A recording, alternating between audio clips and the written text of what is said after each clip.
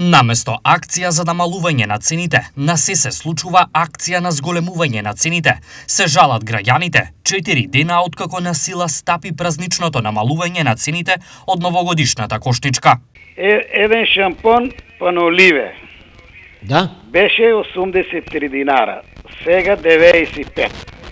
Ојде еден сапун рачно за миење, Билјана се вика, беше 45 динара, 56 динара. А еден леп беше 28 динара, 29, сега 30. Само други не виде толку, само намалено битолското млеко 3 динара. Разочарувањето на граѓаните е големо, бидејќи големи беа и очекувањата дека конечно трговците ќе бидат ставени во ред. Барем за новогодишните празници, кошничката која требаше да биде наполнета со над 1000 производи, се уште останува скапа, а празниците ќе се слават поскромно од очекувањата.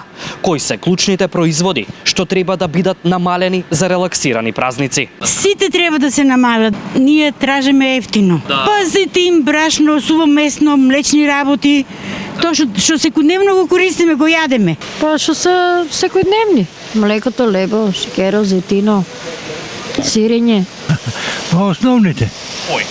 Леб, млеко, сирење, млечни производи. Меснатото не е толку битно, али треба и него.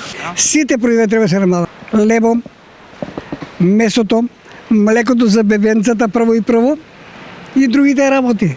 Од владата, Државниот пазарен инспекторат, Организацијата на потрошувачи и други институции и асоциации апелираат сите неправилности да бидат пријавени, но трговците очигледно немаат страф од никој.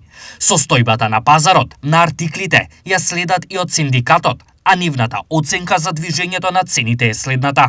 Ја пратиме состојбата и верувам дека најдобро ќе биде кога ќе направиме проценка на она што значи минималната кошничка која што ние ја правиме до 20 во месецов, така да за оние 5 дена кои што се од 15 до 20 ќе видиме разликата во цената и со тоа ќе констатираме кои колку се намалени цените и дали се почитува договорот помеѓу партнерите, тоа значи производителите и трговските маркети и дуќани. До празниците има уште малку време и се мали надежите дека ќе се случи ценовен пресврат и оваа година да биде исклучок од останатите. Трговците ја добиваат и оваа битка и уште еднаш покажуваат дека се храбри, нетолерантни, снаодливи и секогаш настроени за профит.